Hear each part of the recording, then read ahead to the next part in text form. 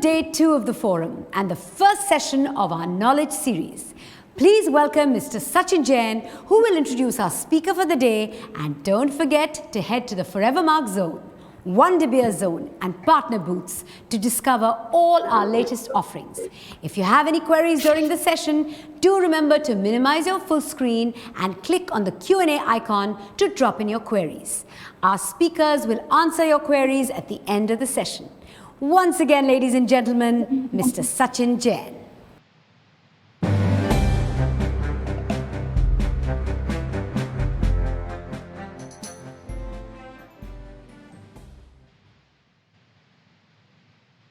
Distinguished guests, friends, ladies and gentlemen, a warm welcome to all of you on the day 2 of the 9th annual Forevermark Forum, as we've been talking virtually for the first time ever. And let me reflect on what happened yesterday. We saw the power of technology. We saw and we heard from a variety of people around the belief we all need to have on our industry. And I'm very happy to see what we saw yesterday. We had the participation of over 8,000 people towards the end of the day. You know, a platform which we expected people to come, integrate, talk, converse, unveil the future, and all that happened. And I must admit, you know, with all humility, that when we started the day, it came along with certain glitches. But imperfection is a part of perfection, my friends. And I'm very sure that today you'll see an even more smooth and a seamless day ahead of you. But one thing that happened yesterday was that we all, as an industry, agreed to not give up. You know, I saw great interactions about the days ahead, the months ahead. I saw great interaction about building the future of our business. I was in conversations with our partners around how they're going to expand. So I want to congratulate everybody that we are back in the spirit, and we will not let COVID or any other pandemic completely deter of what we are as an industry. And I feel proud about the business that got transacted yesterday. Now today is even more special. Over the years of our Forevermark Forum's platform being existent over the last 9 years, we've seen year after year a very important emerging theme from our side, and that's the knowledge series. And why we do with that? The fact that, whatever's worked in the past, we are all convinced will not work in the future. And we have to open our minds to new realities, to new perspectives. And hence, over the years, we've been focusing a lot on education, focusing a lot on opening our minds to what the future is unveiling and holding on. And every year, it's been a constant endeavor to get some real interesting people, some personalities who've been achievers, transformers, who've changed the status quo and share their perspective. And it's been great that over the years, we've got people who've shared very intimate moments. They've shared things at times they were not super confident, but there was a learning. They took those decisions at that time which got them to the places they were in right now. And I would urge all of you to experience the knowledge series from a perspective of, again, a very open mind. You know, they're great talks and conversations, yes, but what is your point that you'll take in your business is important. Write that down in your mind. Take that one inspiration and implement it. And that, I think, will be the success for us. And we have a lineup of some eminent speakers during today and tomorrow. I'd urge all of you to, indulge in these sessions, make the most of it. The sessions will open up, and towards the end, we'll have an option of question and answers, and I will ensure as many questions I can take and give you live inputs from our guest speakers. Today, our guest of honor is Miss Randi Zuckerberg. She's coming in straight from the United States right now. She's somebody who's been very well known across the Silicon Valley, almost the first woman in the Silicon Valley, and it's a pride to have her here. Most interestingly, she's in part of Facebook, which is a part of all our lives. And she founded Facebook Live. She also does theater production. She's into a variety of things. She's an best-selling author. And whilst she's in the midst of this whole tech world, which is shaping the future and completely exhausts us all the time, she also talks about how to unplug. So it is my pleasure and my honor to welcome Ms. Randi Zuckerberg on our platform. Thank you. Thank you so much, Sachin, and thank you everyone for having me. It is almost 11 o'clock at night here in Silicon Valley, but I could not be more happy to be with all of you across the world. It truly is the magic of technology and a video. So thank you again for having me. I'm so grateful to you, Randy, that you could take out time and be with us. And you touched about technology, and in your life of Facebook, you talk about numbers which we can't even imagine and think. But in the Forevermark platform, we used to be every year about 500 people on locked up in a room, really having these intimate discussions, conversations, which had this brightness. But what the technology did is, yesterday on a platform, and even people who are on a platform, we have people from 40 countries. We have people from 430 cities in India. And that's something is, as you said, is the power of technology. You're sitting so many miles away from us, and here we are, here we can get you on. So it's my pleasure to have you here, Randy. And the platform is all yours. We all are looking up to you to get some insights and get inside your journey. Randy, over to you, all of you, please. Thank you so much, and I look forward to regrouping with you for the Q&A after. I want to introduce myself to everyone who maybe you're not familiar with me. Maybe you're familiar with someone else with the last name Zuckerberg. And hopefully you're not feeling disappointed right now. Hopefully you're not sitting there thinking, oh, we only got the sister. But my hope is that by the end of our time together, you'll forget that other guy even exists at all. So if we can if we can head over to my slides there, you'll see I'm talking today about how I love both diamonds and technology disruption. Both of them are forever in our lives. Next slide, please. You can see in the next slide, you'll be able to see soon my beautiful family.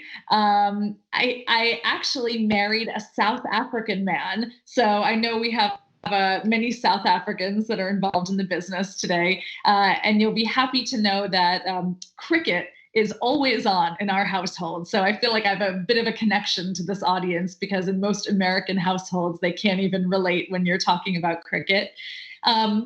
Another thing about me is that I graduated from Harvard University. Now, I know maybe that is a little bit of an obnoxious thing to start a speech with, but that other Zuckerberg did not graduate from Harvard University. So that's one thing that I have over him.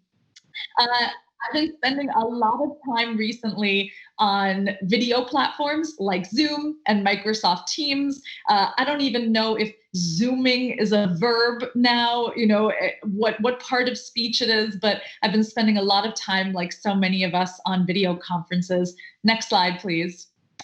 And so I wanted to tell you a little bit about my journey, because I've had a very unlikely journey to entrepreneurship into Silicon Valley. I never thought that I would work in technology. In fact, when I went to Harvard, I actually thought that I was going to be an opera singer. I had studied opera music professionally as a young girl. I sang a lot. But my first week at college, I got rejected flat out from the music major. It was heartbreaking. And I guess that was my first entrepreneurial pivot. At age 18, I had to think of a new plan. And luckily, I started studying business and psychology. Next slide, please. After I graduated from Harvard, I went to New York City, where I worked for Ogilvy and Mather, a really top advertising agency there. And something very lucky happened to me, but it felt very unlucky at the time.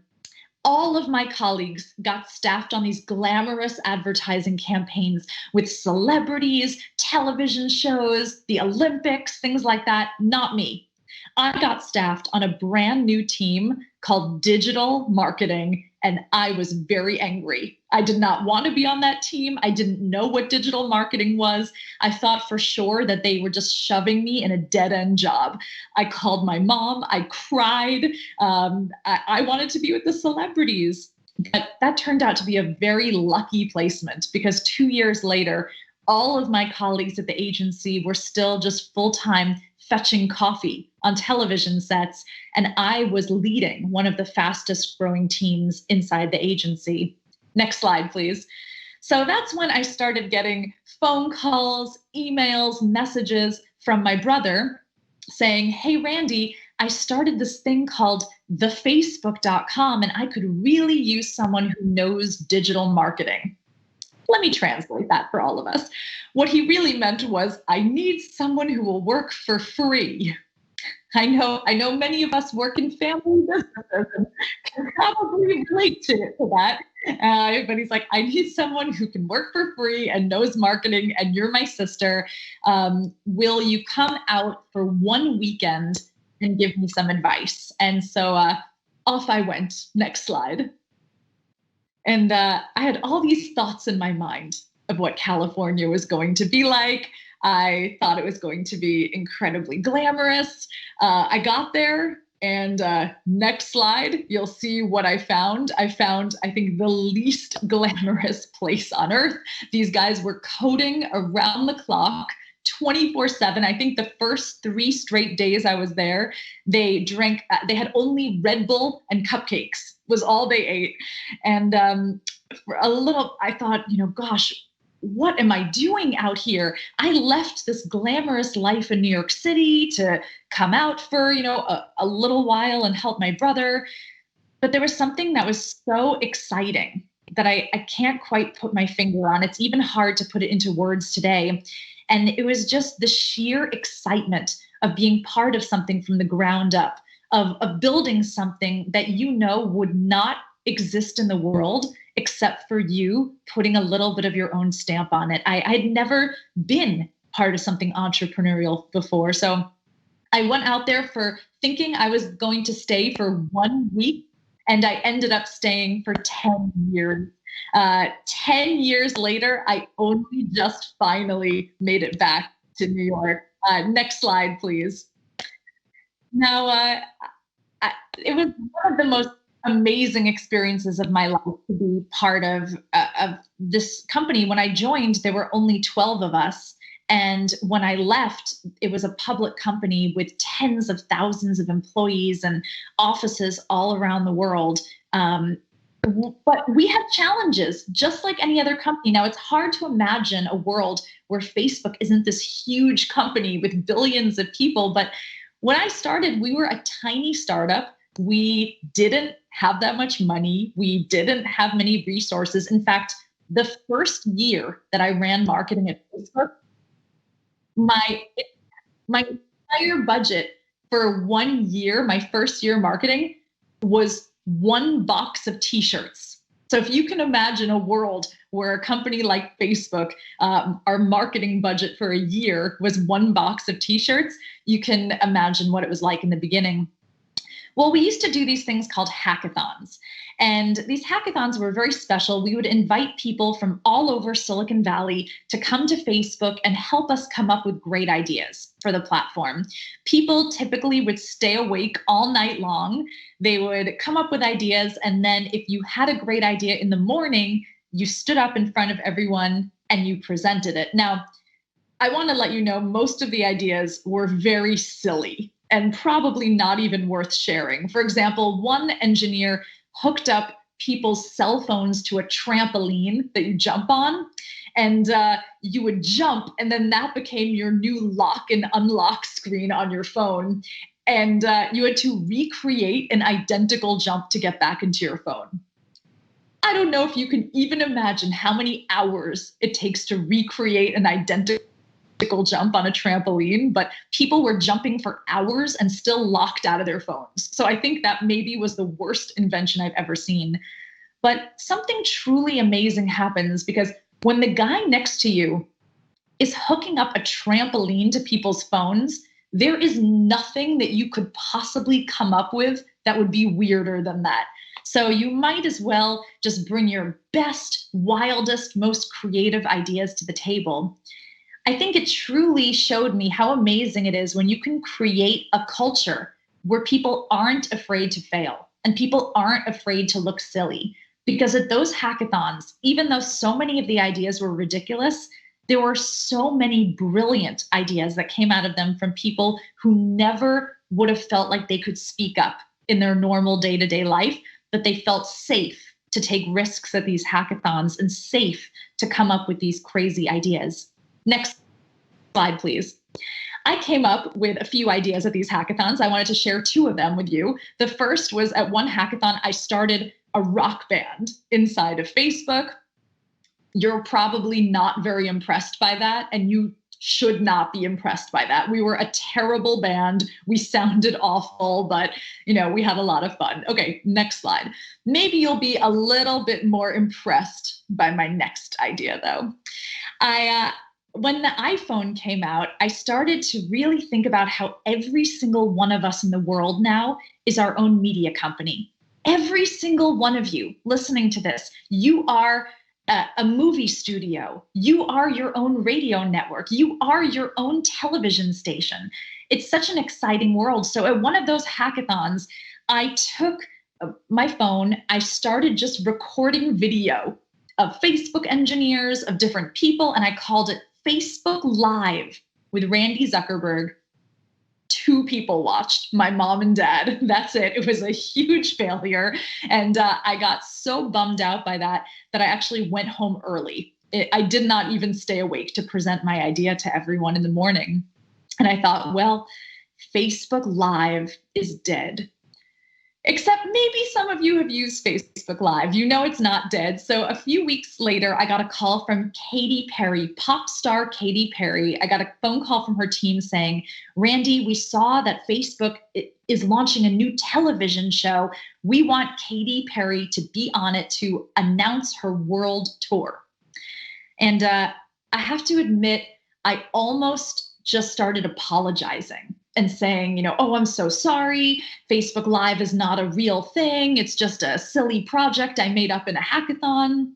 But then I thought for 1 second and I thought, Randi, what would your male colleagues do? They would not apologize.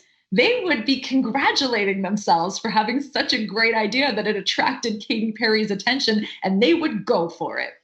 And so that's what I did. I said, you know what? Facebook Live is a very reputable television show, and that is exactly where you should launch Katy Perry's world tour. And so we built it. And in January of 2011, we had the very first ever Facebook Live broadcast. Her tour sold out in minutes. We had millions of people tune in. And next slide, please. From there, we just had so many celebrities, politicians, sports figures, stars from all over the world. I even put in, we had Mandy Moore came in, was one of our very first celebrities on Facebook Live. And I saw she's very often wearing Forevermark jewelry. So good taste, Mandy, in both technology and in jewelry choices.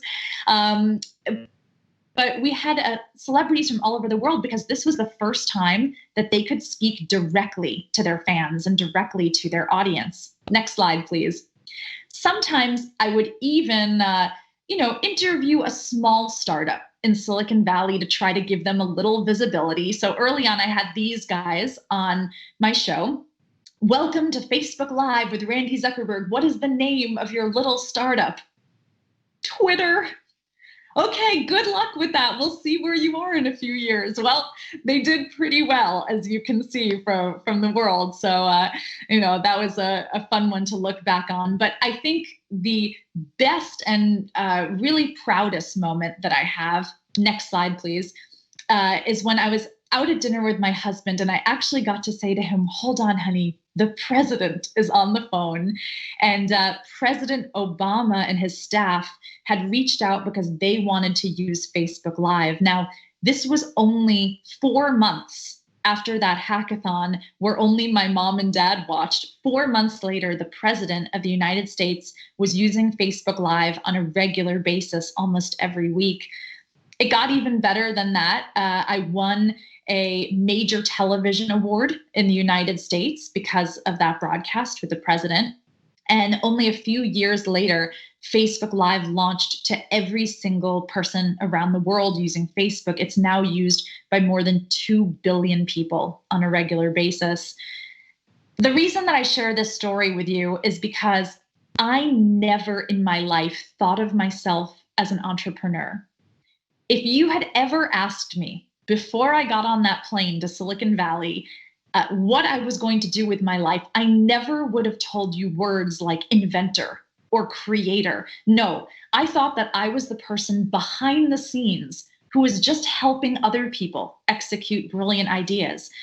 But what my experiences in Silicon Valley showed me is that every single one of us, it doesn't matter what your business, it doesn't matter your dreams, your background, your education, nothing. The only thing that matters is if you can free yourself from the idea of failure and just free yourself to put your wildest, biggest ideas out there. I guarantee that every single one of us is sitting on an idea that could be used by 2 billion people around the world. Next slide, please. So here I was at the top of my career. I'd been at Facebook for 10 years. I had the president on speed dial. I was meeting celebrities. So what did I do? I quit my job.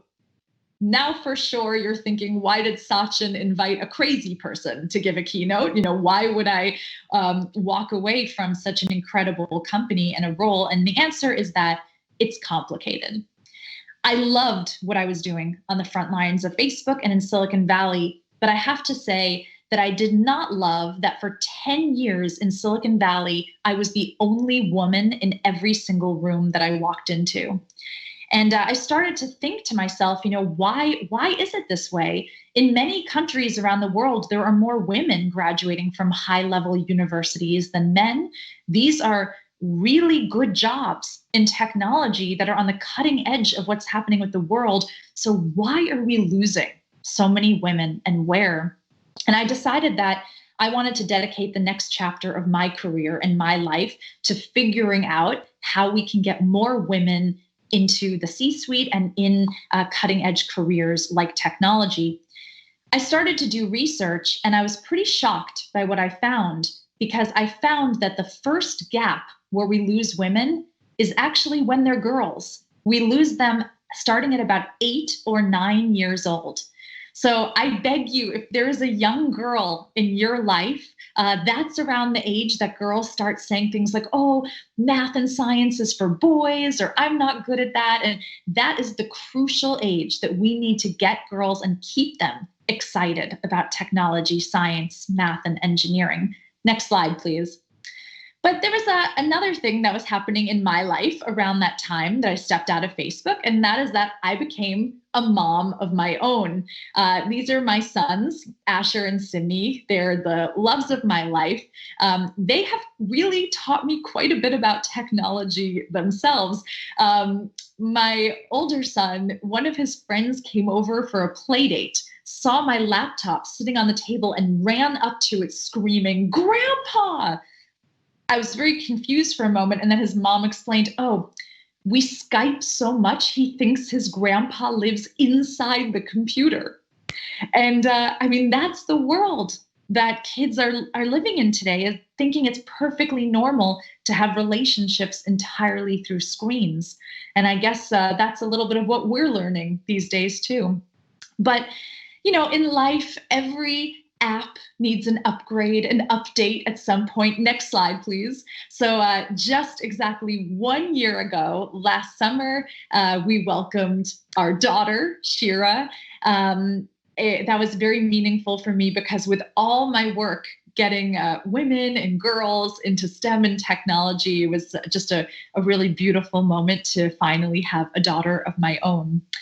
But I started to think a lot about work-life balance. And I know especially in this age of the pandemic, that's something a lot of us are thinking about. On average, when people are working from home, we work up to 3 hours longer every day. The workday is 3 hours longer because the boundaries are so blurred between what is work time and what is home time. I know for me, it's very hard because I'll be in a work meeting. One of my 3 children will barge in the door. You really don't get to have kind of a professional Randi and a home Randi anymore. Your entire life is blurred, and it can be very difficult. Next slide, please. So in starting to think about work-life balance, I actually set out to research this and to start writing about it, because this is what my life looks like right now. My shirt reads, "I'm not talking to myself. I'm having a parent-teacher conference." If you had asked me what the hardest part of being in a global pandemic would be, I probably would not have said teaching elementary school math. But that has been an interesting side challenge of this pandemic, is all of these extra jobs that all of us have to take on. Next slide, please. So I set out to write a book called Pick Three that really gets to the heart of this work-life balance situation that we're all facing. You see, I actually don't really believe that we can have a perfect work-life balance. I think the best that we can hope for is to be well lopsided instead of well balanced. And here's what I mean by that. I think for any of us, if we think about the few things in our life that we are most proud of, maybe that's launching your own business, maybe it's something with your family, maybe it's an achievement that you've done outside of work. I would be pretty positive for any of us that those things you're most proud of did not happen when you were well balanced. It tends to be that the things we're proudest of in our life happen when we go all in, when we allow ourselves to be lopsided in one area of our life. And so my book and a lot of my research has really been about how we lead well lopsided lives. And there are 5 categories that I think we all choose from: work, sleep, family, friends, fitness. Pick 3. Because you can't really pick more than 3 and be excellent. Now, you can switch up which 3 you're picking on any given day or any given week. But I think to truly be excellent, especially in a crisis time like this pandemic, you have to kind of ruthlessly prioritize your time and think about what you're going to go all in on. Next slide, please. A year ago, my life was looking very different. I actually made it back into the theater world after Facebook. And last year was one of, I think, the best professional days of my life. Almost exactly 1 year ago, you can see me in the sparkly blue dress on stage at the Tony Awards. I was about 9 months pregnant with my daughter, and I was on stage winning 2 Tony Awards for excellence in theater for shows that I had produced. It was something that I had only dreamed of my entire life, of getting an honor like that. And then to win it twice in the same night was really amazing. And I share this photo because 1 year later, next slide, please, my life looks very, very different. Here, I thought I was on top of the world. And now here we are. All of Broadway is canceled. The entire live events industry across the world has been put on hold. Millions, if not billions of dollars have been lost. And basically in my personal life, I have pretty much moved back in with my parents. But I will say that even though I had only a few hours to leave New York and go to California, I made sure I brought all of my jewelry with me because, you know, I'm no fool and a woman has her priorities in life.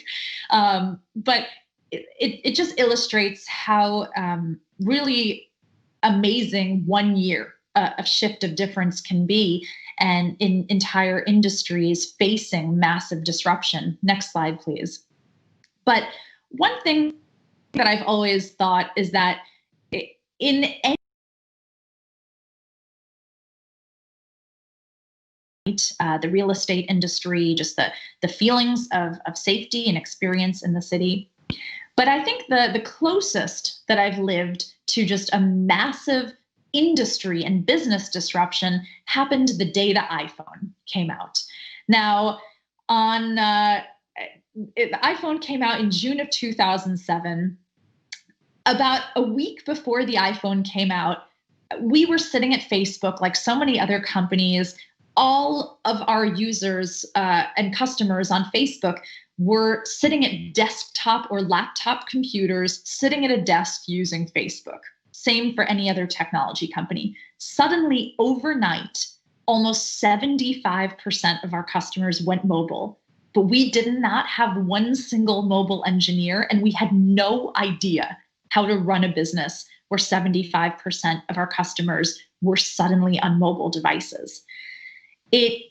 We took a very controversial approach, which some of our investors didn't love, because we said, okay, all of our engineers are going to stop working on desktop for about a few months and retrain how to learn to code for mobile, it meant that we were going to take a very significant hit in revenue for a few months, but we were going to kind of take this gamble because we saw that the world had changed and we needed to adapt to it.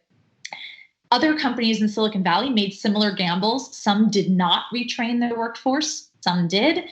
The companies that did not pivot and adjust to the times, many of them went out of business. The companies that did adjust are now some of the most valuable companies in the entire world. So that was really a moment of deep hurt and deep challenge in Silicon Valley and in technology. We woke up one day and the world was completely different. But it actually turned out to be a huge opportunity that pushed the industry forward. And I think we are in a similar moment like that now, where those of us who can pivot and get creative and think out of the box can truly create just global, amazing opportunities for the future. Next slide, please. I've been studying a lot of these pivots during the pandemic, and so I wanted to highlight a few that I think have been particularly interesting because different industries and different businesses have certainly been reacting to this pandemic in different ways. And I've seen, I think, some very, very creative pivots, especially in the food and beverage industry. There's been a lot of pivots where companies have been forced to really dig deep. I mean, almost all restaurants have been closed for many months now. Next slide, please. And so restaurants have either had to just shut down or do these massive pivots. Now, this is Michael Mina. He is a Michelin star chef. By Michelin star, I mean he runs some of the fanciest restaurants in the United States. Michelin, that is really hard to keep a business like that going in pandemic times. Next slide, please. But what he's done is he completely pivoted almost all 17 of his businesses into family style takeout meals. Now, if you can think of a restaurant that's completely obsessed with the customer experience, giving a takeout meal is very, very different. But he's been able to save all of the staff at his 17 restaurants by doing this. Next slide, please. I've also seen a lot of restaurants that have pivoted to becoming grocery stores. Because a lot of groceries became scarce early on in the pandemic, restaurants opened their doors to actually become small community grocery stores. Next slide, please. Some businesses also started to get very creative in funny ways. When communities said that they could open with social distancing, here is a bar in Europe that actually gave people kind of these inner tubes to wear to enforce that everyone would be 6 feet apart from one another and keep social distance, and then they could enjoy their beverages and their cuisine. Next slide, please.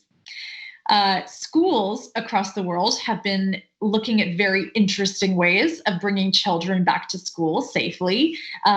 Here is a school in China that had all of the students wearing homemade hats that had a regulation social distancing that helped enforce that, because for young children, that's difficult. Next slide, please. Religious services across the world have also been forced to get creative because people can no longer gather. So across the world, you'll see drive-up religious services, all kinds of outdoor different exercises. And so it's really been very heartening to me to see how people have gotten creative. But I want to share with you my favorite pivot of all. Next slide, please. There's a farm in California that was really suffering in a huge way because they were very reliant on schools bringing children for field trips and study groups, and suddenly all of their revenue vanished overnight in the pandemic. So they had, I think, what is the most fun pivot that I've seen in any business. Next slide, please. They started renting out their animals to join people on video conference calls. They called it goat to meeting. And so if you were on a corporate video call or with a client or a customer and you just wanted to have a really fun, delightful surprise, you could hire one of their goats or llamas or pigs to pop onto your Zoom or your video chat for a few minutes and be there. And I actually did book a llama to join a Zoom chat with for an investor meeting that I was in, and everyone was just laughing and taking screenshots, and suddenly it just became a very different atmosphere. Next slide, please. So I bring these up to show that, it's not just massive businesses like technology that are thinking of pivoting. It is small businesses around the world, across every industry possible. If even a goat farm in California can figure out kind of a genius way to take advantage and create opportunity in a dark time, then there is so much opportunity for all of us who are listening today, as long as you're ready to kind of get creative, step out of that fear of failure, and just put some big ideas forward. So I wanted to share a few ideas that I had for all of you before we close and I prepare for questions. Next slide, please. I've been seeing a lot of innovation, especially in the luxury, jewelry, retail space. And I think it's time for all of us to get pretty creative.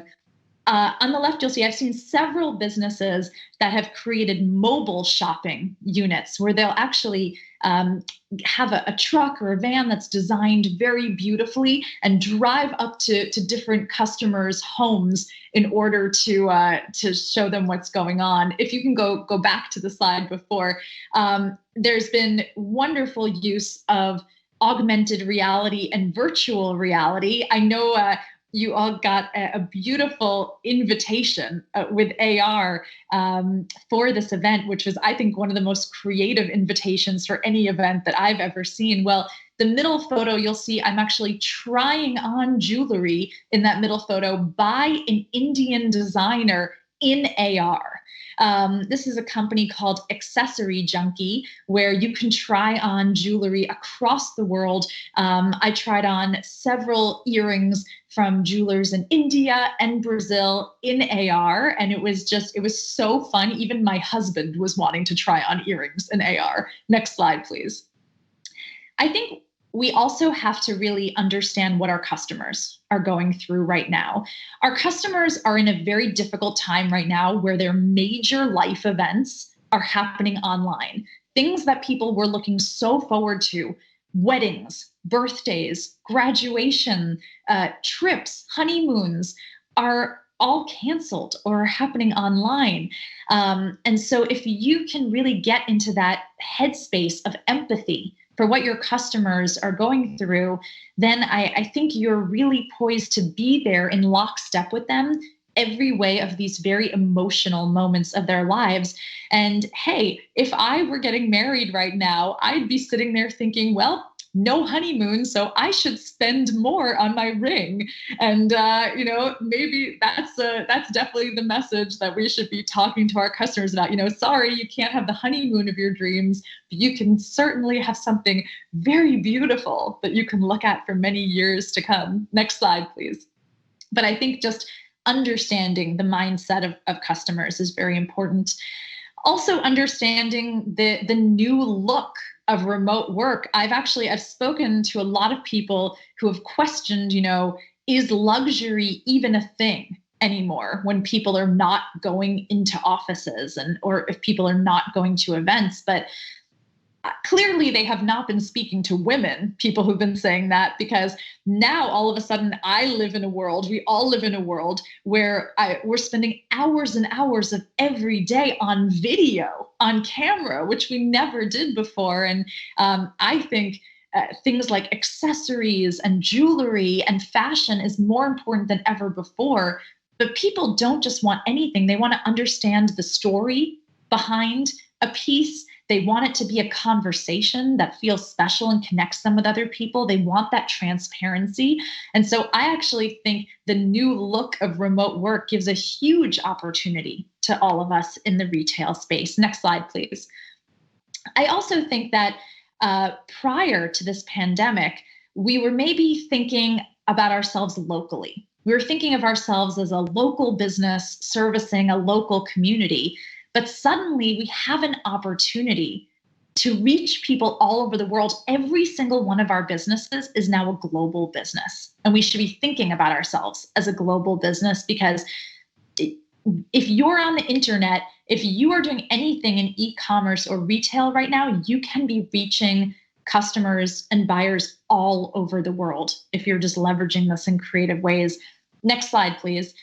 It's funny because my husband has actually been working remotely for many years. He worked for a company that had no headquarters, but over 1,000 employees who all worked from their home. He was there for about 3 years, and a lot of people would laugh when he told them what he did. They said, how could you have such a big company where every single person is remote? And now all of those same companies are turning to him for advice on how you make a remote situation work. What's ironic, sadly, is that he had just left that job on, I think, March 9th. He got a new job, and one of the reasons he did that was because he was missing being in an office and excited to go back into an office with other people. And all of a sudden the pandemic hit, and now he's back to working remotely, as we all are. So just a side personal story. Next slide, please. But I truly think for all of us that we're in a moment of just massive disruption and opportunity. People are thinking about luxury and commerce in new ways.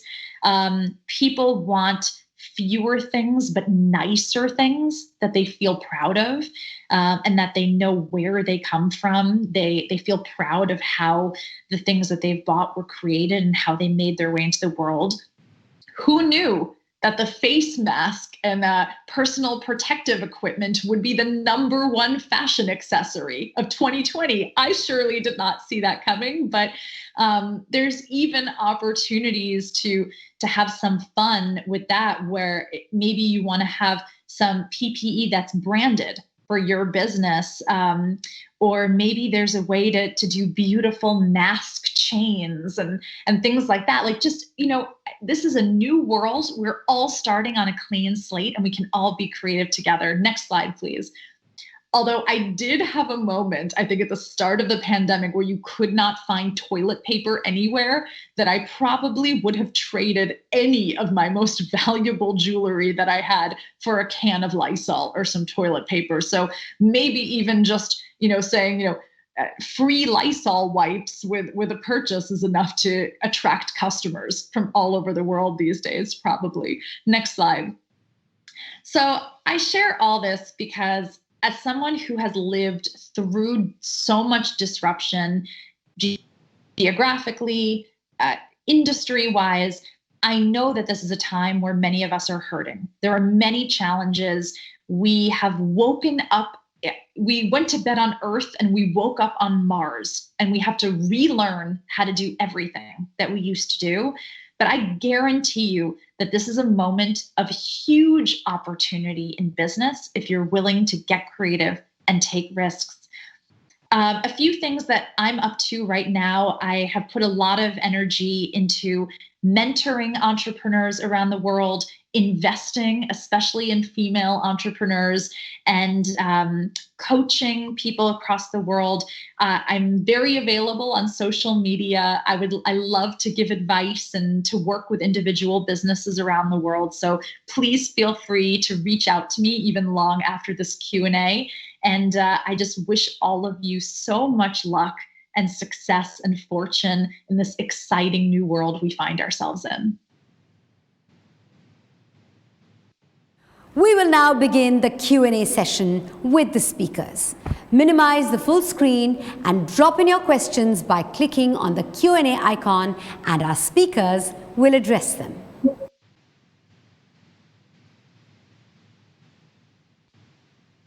Randi, what a session. There was no other way I would have loved that we start our day today. I mean, we all are energized. I'm super enthused, and I'm so grateful, to all that you shared. What a story, Randi. And I don't know for the other audience of yours today, I have forgotten the other Mark for sure. I mean, who is he? I don't even know. I know you, and that's what matters. It's so, and you came across somebody who shared some intimate moments. You shared your insights. you remember when we were having the chat last week, and you talked to me, and I was thinking I'm talking to Randi Zuckerberg, and you brought out, you said evening is good because there's good Wi-Fi at home. I mean, there's no war on Wi-Fi. I mean, that's authentic. So thank you for your authenticity, Randy.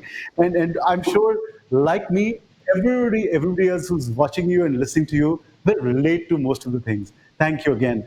And I think a few of the things that you mentioned about creating everybody has an own radio station. I think it's such a powerful message that I didn't never thought of. You talked about the goat meeting. I mean, how cool is that? And as you rightly said, if a goat farm in San Francisco can think about creativity, I mean, I can only relate that our industry, which is diamonds and which have a meaning in people's life, need to think creative even more. And I can tell you, Randy, that from our perspective, we're running this conference from our office. We've converted the entire office into a studio. All of us are like, in a call center. We're on these calls. Very different way of running this, but we're getting there. But so cool. And I'm sure you talked about that you got the llama in the meeting. I'm curious. I'm sure the investors put the money right there. Huh? That would have happened for sure. The llama's name was, sorry? the llama's name was Dalai Lama, which I thought was a very funny name and really added to the meeting. Wow, great, but super creative and super fun. And I think it's so important that the way you have connected with us as a person is important. It's not about designation or to come back with. And I relate to you. And I think this ease that you brought in with the llama in a meeting. I think it's something that I will take in some investor meeting someday for sure. And you talked about at the age of 18, you thought you were unlucky doing not the fancy marketing, but doing a desktop digital marketing role. And of course, things unfolded. And if I were to relate to our business, at times when we're looking at innovation and new things, we put up front on the table, what's the damn ROI? First convince me that. Then I'm going to sign a $10 check. So is there an advice you can give all of us? Like, it's good to be in a traditional business, good to be convinced that what's worked in the past will work in the future. But how do you open up to creativity? How do you open up to saying, okay, let me try this out and try a new idea, invest in it? Oh, thank you. That's a great question. And I really resonated with something that you just said, which is that you are with your customers at the most pivotal, important, emotional parts of their lives. I think, that was something that I felt like we were there at Facebook too, because people were sharing pictures of their families, their children, the things that they love the most in their life. And so I feel that we share that, both working together in businesses where we have extreme emotional connection with our customers. And that whenever you have that emotional connection with your customers, you have so much opportunity, which I think is so exciting. So, those hackathons that I talked about at Facebook, maybe you don't want to stay awake all night. You probably don't, but I think you would surprise yourself if you got even just a few people together for 1 hour and just gave yourself the challenge of coming up with some innovative, creative ideas.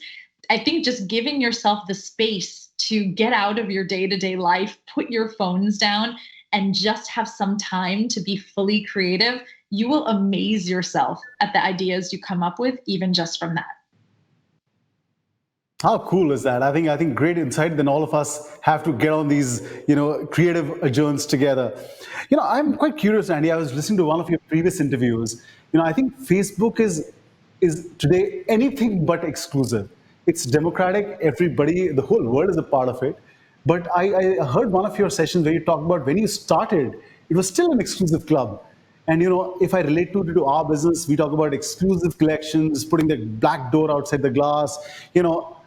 So we take a lot of time from making it very exclusive to making it very commercial. So how is that journey like? I'm very curious to know.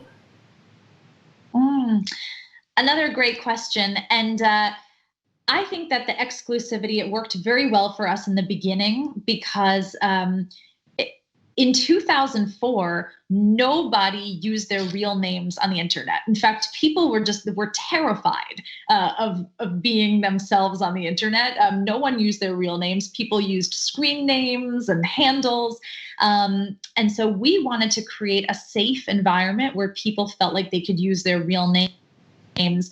And we devised a system where people could log in from a work email address or a college or university email address, authenticate themselves, and then you were in an exclusive community where we verified everyone's identity. And because we did that, Facebook was actually one of the very first places online where people use their real identities. And I think that pioneered so much of what has happened in the world. If you had told me in 2004 that 15 years later, you will climb into a stranger's car and pay them for it, I would have laughed in your face.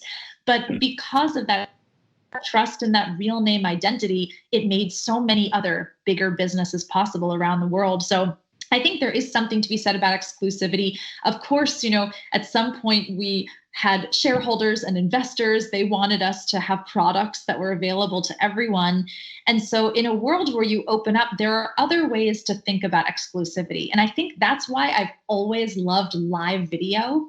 And that's why I love an event like this and being here live, even across the world, because live video is a way of creating scarcity in a world of endless content. There are trillions of hours of video that are out there to watch, but if you miss something that's happening live, you have missed a moment of shared community and connectivity. And so even in a business where you're opening up to more people and more things, there are still marketing ideas and things that you can do to create that exclusivity within it. Great. And Randi, I must say that yesterday when we were doing our keynote session live with our chairman, our CEO, and at that session we went Facebook Live and we were on it, and we got so much response. And thanks to you and to your little invention that you did at that time. Randi, I'm quite curious to know, and there are a lot of questions coming in. I'm trying to sort of sum them up. So you talked about gender diversity, and what I'm wearing on my chest is something that we all wear in our hearts.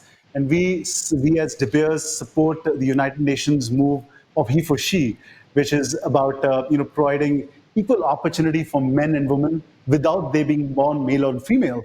And in an industry of diamonds where 90% or even more than 90% of a product gets utilized by women, but when we look at our workforces, it's a very different situation. And we as De Beers and the industry overall is trying to make that change. I was shocked when you said that in the Silicon Valley, there were less women. I didn't know that. I thought it's going to be quite sort of equally diverse. But what do you think an organization does when you bring equality of gender at workplaces? It's a great question and such a difficult one. It's something that I think many industries around the world are all grappling with. I think the honest answer to keep reminding all of ourselves is that if you're going to really relate to your customer, who, if, as you say, 90% female, for most tech companies, even consumer is majority female. For Facebook, for gaming platforms, for the iPhone, whatever it is, majority female.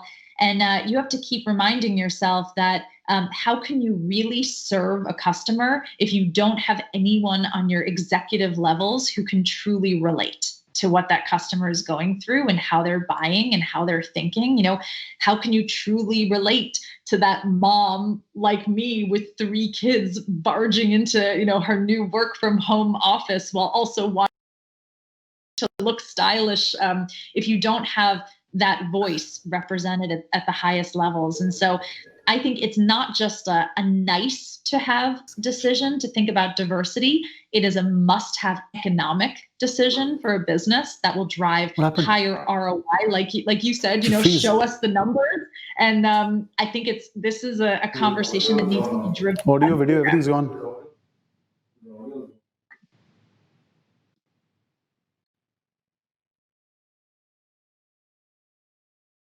Everything is.